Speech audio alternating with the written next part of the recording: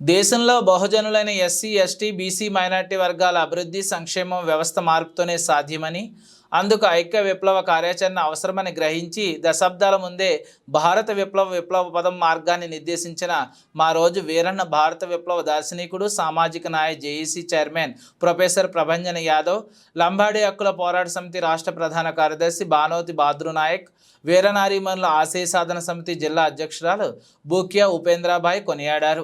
గురువారం మా రోజు వీరన్న 25వ వర్ధంతిని పురస్కరించుకుని ఆయన విగ్రహానికి పూలమాలలు వేసి ఘనంగా నివాళులర్పించారు.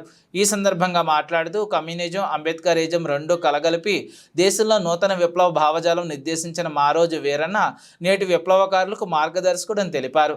ఈరోజు మారన్న స్వగ్రామం సూర్యాపేట జిల్లాలోని కవిరాల కొత్తగూడెంలో మారోజు వీరన్న స్తూపం విగ్రహం ఎదుట నివాళులర్పించారు. ఈ కార్యక్రమంలో దివంగత మారోజు వీరన్న సతీమణి చైతన్య, దిశ, ఆయన కుటుంబ సభ్యులు, గ్రామ పెద్దలు, వీరనారీమణులు, ఆశయ సాధన సమితి గౌరవ అధ్యక్షురాలు ఎస్కే నజీమా, నాయకులు జ్యోతి, చందు, త్రివేణి, వీరన్న నాయక్, రవీంద్ర నాయక్ పాల్గొన్నారు.